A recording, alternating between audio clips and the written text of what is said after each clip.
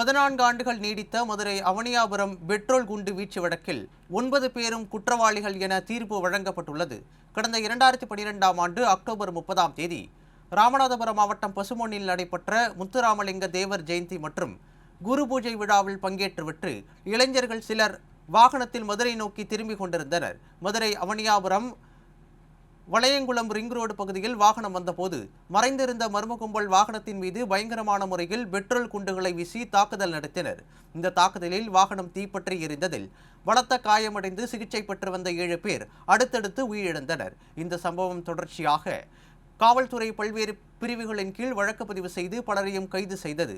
பாதுகாப்பு மற்றும் நிவாரண காரணங்களுக்காக இந்த வழக்கு மதுரை நீதிமன்றத்தில் இருந்து கரூர் மாவட்ட அமர்வு நீதிமன்றத்திற்கு மாற்றப்பட்டு கடந்த சில ஆண்டுகளாக தீவிர விசாரணை நடத்தப்பட்டு வந்தது.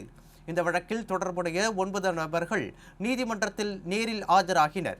இந்த நிலையில் இந்த வழக்கில் மணிகண்டன், கார்த்திக், சந்திரசேகர், சோனையா, நாகராஜ், முத்துக்கருப்பன், மோகன், விக்னேஷ், சந்தோஷ் என 9 பேரையும் குற்றவாளிகள் என அறிவித்து கரூர் மாவட்ட முதன்மை அமர்வு நீதிமன்ற நீதிபதி இளவழகன் தீர்ப்பளித்தார். தண்டனை விவரங்கள் நாளை அறிவிக்கப்பட உள்ளன.